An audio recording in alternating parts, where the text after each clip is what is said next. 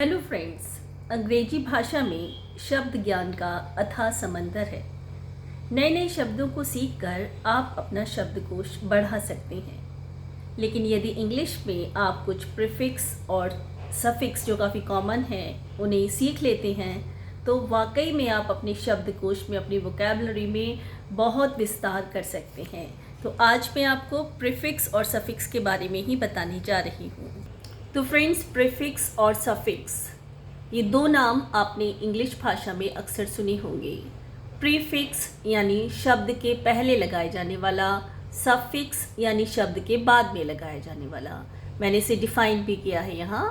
Prefix means a word part added to the beginning of a word, यानी word की शुरुआत में ही जिसे ऐड कर दिया जाए वो प्रीफिक्स होता है। और इसे ये भी कहेंगे to and it changes the meaning of the word, कि जब आप प्रीफिक्स लगाते हैं तो शब्द का अर्थ भी बदल जाता है। इसी तरह से a word part added to the end of the word, शब्द के अंत में जिसे आप लगा देते हैं और उसका मीनिंग बदल जाता है तब उसे कहेंगे सफिक्स। तो चेंज ऑफ मीनिंग दोनों में ही होता है। प्रीफिक्स में आप ये ध्यान रखें कि जब आप शुरू में वर्ड लगाते हैं तो लगभग 90% केसेस में वो अपोजिट वर्ड ही बनकर तैयार होता है और कई जगह उसका मीनिंग भी बदल जाता है। लेकिन अधिकतर केसेस में प्रीफिक्स लगाने पर, जो वर्ड दिया हुआ है उस पर प्रीफिक्स लगाने पर वो उसका एंटोनियम बन जाता है, विलोम शब्द बन जाता है या अपोजिट हो जाता है। अब देखिएगा, जैसे मैंने कुछ एग्जाम्पल्स भी यहाँ पर लिखे हैं। प्रीफिक्स देखते हैं हम कुछ, जैसे री, डिस, ओवर, अन, मिस, आउट, इंटर, एंटी। तो ये सारे प्रीफिक्स हैं जिन्हें शब्दों के आगे जब आप लगा देते हैं तो वो या तो अपोजिट वर्ड बनकर तैयार हो जाता है या दिए हुए मीनिंग से अलग मीनिंग वाला वर्ड बन जाता है। देखिए, जैसे डिस को हमने सेटिस्फाइड के आगे लगाया, it means it is a prefix, और प्रीफिक्स जोड़ने पर उसका वर्ड बन गया डिससेटिस्फाइड। दूसरा देखिए, मिस लगाया स्पेल के आगे तो मिस स्पेल, इंटर लगाया रिलेटेड के आगे तो इंटर रिलेटेड।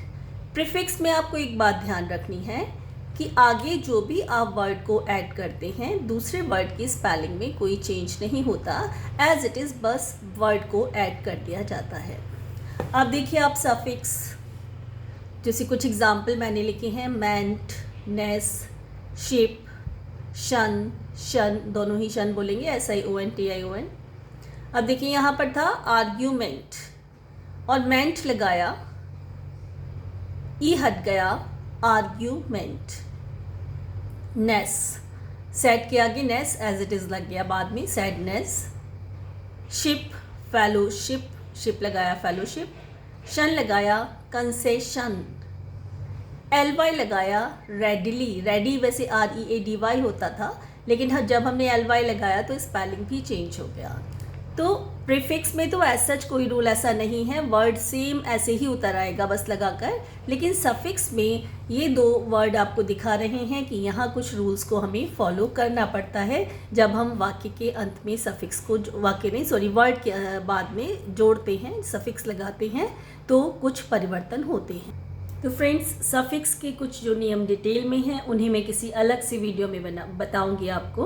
अभी बस आप यही ध्यान रखिएगा कि प्रीफिक्स और सफिक्स क्या होता है और इसे किस प्रकार से यूज़ किया जाता है, और इस प्रकार से आप अपने शब्द ज्ञान में विस्तार भी कर सकते हैं।